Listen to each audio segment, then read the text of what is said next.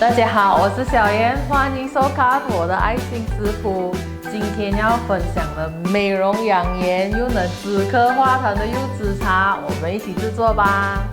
先稍微清洗一下柚子，我买的这粒柚子重量大约是1.8公斤。然后用盐帮柚子做一下磨砂，这是在做深层洁净哦，可以去除表面残留的杂质。搓好后再次清洗干净。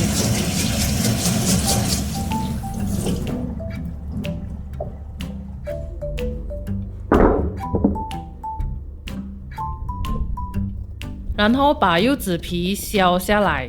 建议使用削皮刀来操作，它能削出薄薄的皮而不带白色的柚子囊。把削下来的柚子皮切成丝，柚皮丝建议切成大约1到2 cm 的长度，太长的话吸管吸不上了，吃起来口感也不好哦。处理好柚子皮后，我们就把柚子囊切出来。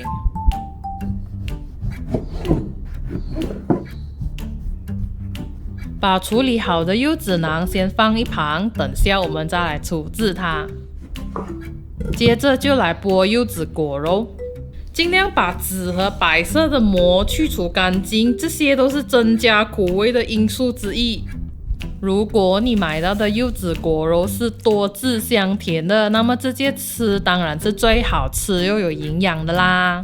一般上加果肉来制作柚子茶有几个因素：一是想喝有果肉的柚子茶；2是果肉太酸或不多汁；3是太多吃不完，想要加工保存。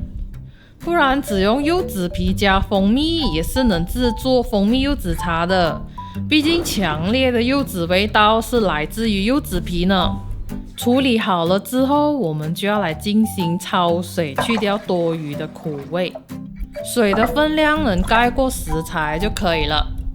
把柚皮丝和果肉放进锅后，加入1茶匙的盐，开大火把水煮开。在水还没煮开时，就发生了悲剧。我这才出厂几只的玻璃锅，在这次的拍摄中壮烈牺牲了。我忘了它不能大火直烧啊！收拾残局后，换个不锈钢锅继续焯水。过程中可以试一下味道。你喝看会苦吗？会啊。煮多一次啊，来啊！让水滚1-2分钟后，就可以关火捞起来。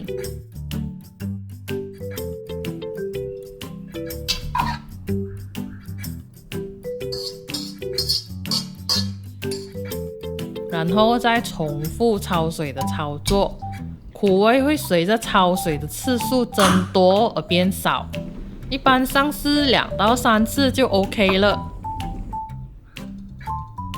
焯水3次后还是会有一点苦味，不过在加了冰糖和蜂蜜后，苦味基本上吃起来是不明显了。焯水好了之后，再过一趟清水，去掉过多的咸味，然后捞起来沥干。在锅里加入100克的冰糖，还有200克的清水，先把冰糖煮化，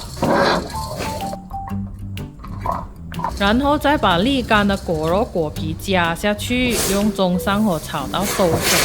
整个过程大约30分钟，火候要依你的情况自行做调整哦。当炒到差不多要干水时，可以把火调小。然后准备3片香兰叶加进去，继续翻炒均匀。香兰叶一直大火炒的话，香味会流失，所以在最后小火时加入，才能有效的增添香气。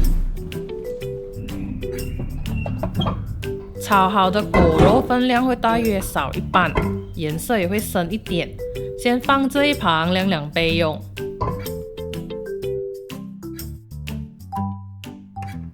把刚才切下来的柚子囊剪成长条状，我喜欢把这个柚子囊做成香。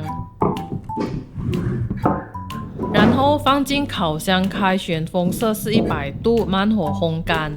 这个过程大约需要6到7个小时。烘干的柚子囊声音听起来很清脆悦耳。要记得把烘干的柚子囊收进密封的袋子，不然它很容易吸潮哦。点着后有淡淡的柚子香，也有驱蚊作用呢。等果肉凉透了，就把它装进罐。我用这牌子的蜂蜜，真心觉得不错呢。蜂蜜和果肉比例大约是2:1，当然你也可以调整适合你口味的比例。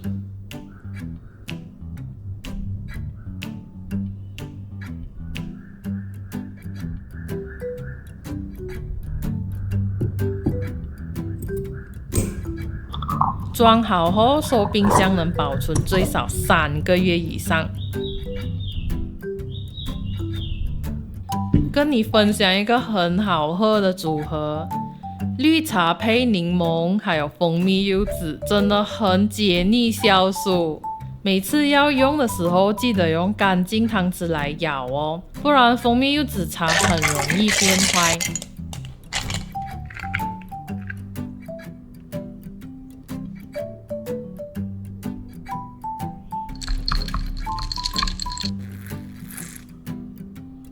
朴素简单的加清水也是很好喝的，泡一罐带出门，随时都能 refreshing。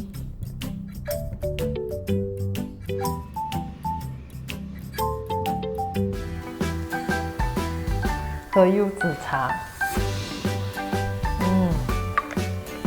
柚子茶加入甜甜的蜂蜜一起喝，味道很有层次哦。柚子独有的酸涩带一丢丢苦味，加入蜂蜜后，整体喝起来味道很清新，还有独特风味。说起独特的风味，不同品种的柚子也会有各自独特的滋味哦。柚子茶吃到果肉，口感上也是蛮丰富的，而且柚子皮含有柚皮苷，咬到的时候整个口腔都很清新的。好啦，喜欢我们的内容的话，记得关注我们哦。我们下期再见，拜拜。